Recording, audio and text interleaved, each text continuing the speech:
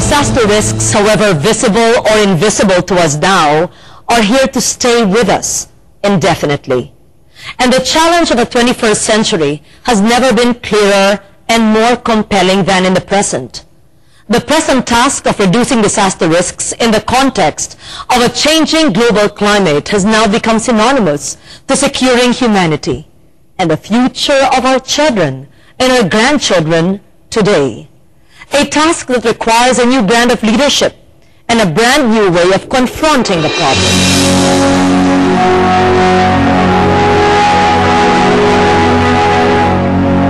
Along the Adas River, we have 16 different points where we measure the river. And we have set up radio communications. Kapag ang isang lugar ay nakatanggap na ng 100 millimeters of rainfall sa loob ng 24 oras, sa loob ng isang araw, ibig sabihin yan, pwede nang bumigay ang mga dalisdis ng mundo. It is said that at the hour of great despair comes a great hour for humanity. As help from individuals and various institutions from the Philippines and other countries poured in, the prelature of Infanta started to help the residents recover their livelihood, which depended heavily on the farms that had been turned into a vast wasteland. Worst affected was Barangay Boboin, which before the disaster was a top producer of rice in the town of Infanta.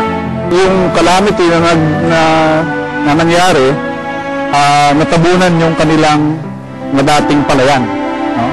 So, there are areas na yung siltation ay mataas, no?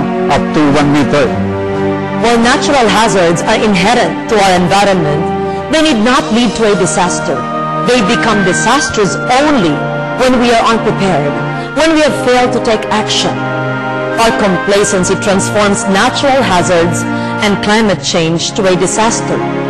If we recognize the risks that our actions could bring and take decisive actions to reduce them, we could mitigate, if not prevent, disasters from happening and protect way ahead human lives and livelihoods from the harmful forces of nature.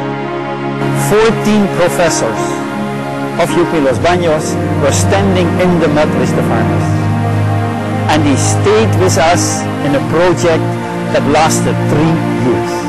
The scientists took soil samples and together with the farmers explored the viability of producing crops other than rice, which is very vulnerable to typhoons. After rice, nagtatanim na sila ng mga gulay. No, especially pakwan, melon, no, yung mga cucurbits, itinatanim na nila ngayon yun.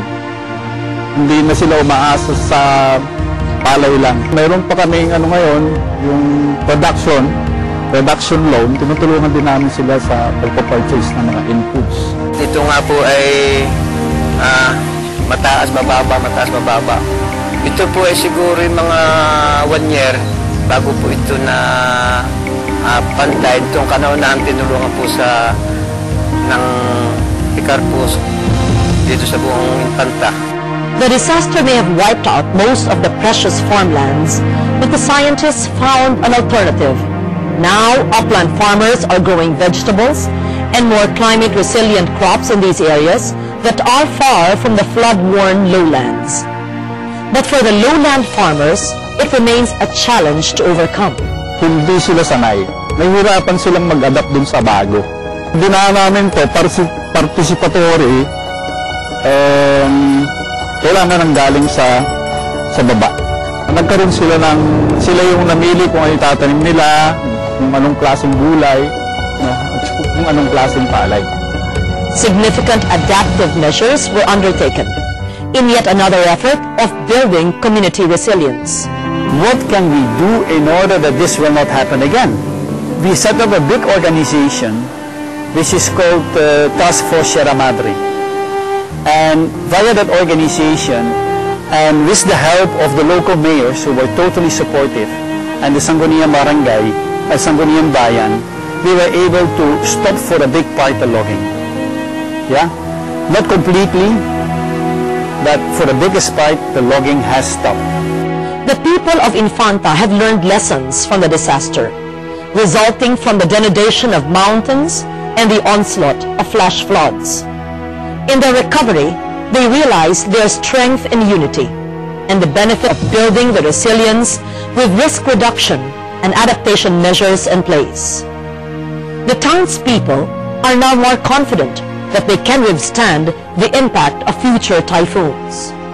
Learning our lessons well from past disasters is an important step in rebuilding our lives and livelihoods in a better state. We can build upon risk reduction practices that are grounded in local knowledge and tried and tested in the crucible of local experience.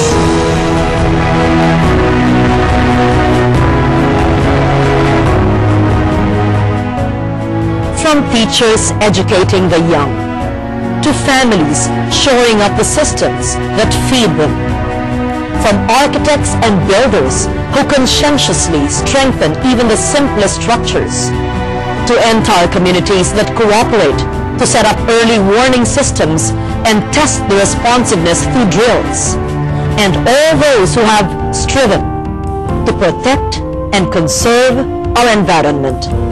These acts of building the community's resilience altogether lessen the impact of natural hazards on our lives and livelihood. If responsible individuals, families, and communities can do this for a safer future, we can do the same as a nation and as a community of nations. It is high time for us to adopt an innovative, out-of-the-box approach to tackle effectively the problem of disaster risk and climate change.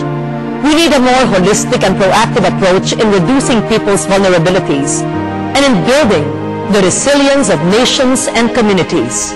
An approach that builds on partnerships, collaboration, and the cooperation of all.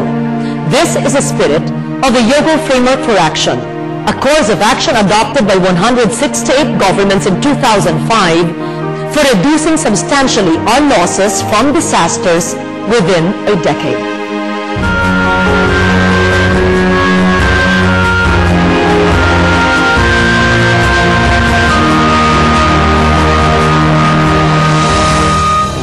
Many countries and communities have already heeded this call for action and have turned the YOGO Framework for Action from a mere guide into good practice and results. With a brand new law, Indonesia is introducing major policy and institutional reforms for disaster risk reduction and climate change adaptation. In Bangladesh, a community-based early warning system that uses sirens, megaphones, and volunteers and bikes is saving countless lives from cyclones and floods. In Cuba, school children are taught to respond and to keep safe from harm during hurricanes.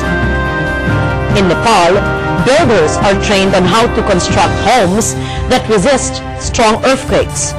And in the Maldives, a grand program is in place to make the islands safer, even as a threat of rising sea levels becomes imminent.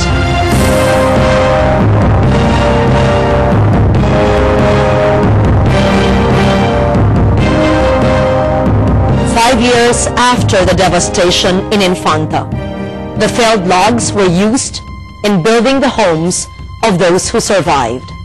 Nung panahong bumaha, nawala po ang aming bahay, kami po nakakuha dito sa barangay Agus-Agus ng pabahay. Naranasan ko na rin po namang lumakas din ang hangin dito. Wala po namang nasira kung ano.